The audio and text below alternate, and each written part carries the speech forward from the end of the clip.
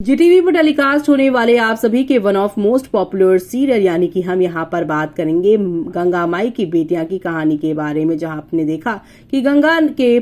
पति मनोहर ने उसे धोखा दिया और इंदु से शादी करके उसको अकेला 3 बच्चियों के साथ छोड़ दिया और तीनों बेटियों की यहाँ पर बचपन से ही देखभाल की है उनकी माँ ने। और अब यहाँ पर आप सभी देखेंगे किस तरीके से शो की पूरी कहानी पलटेगी जब यहाँ पर स्नेहा को मिलेगा सिद्धू का प्यार, लेकिन जहाँ पर सिद्धू और स्नेहा की दोस्ती प्यार में कन्वर्ट हो रही है। तो इसी बीच अब आप सभी देखेंगे दुर्गावती और सिद्धू के रिश्ते का सच आने वाला है स्नेहा के सामने। जी हाँ, दुर्गावती सिद्धू पहुंचे थे शेखर के घर में और वो वहां इसलिए गए थे क्योंकि दुर्गावती और सिद्धू को पता चला था कि शेखर की माँ शेखर की दूसरी शादी करवा रही हैं और दुर्गावती की जो बेटी मधु है वो शेखर की पत्नी है और एक पत्नी होते हुए दूसरी पत्नी नहीं ला सकते। और यहाँ पर अब आप सभी देखने वाले हैं कि दुर्गावती अपनी बेटी मधु और यहाँ पर अपने दामाद यानी शेखर का रिश्ता बचाने के लिए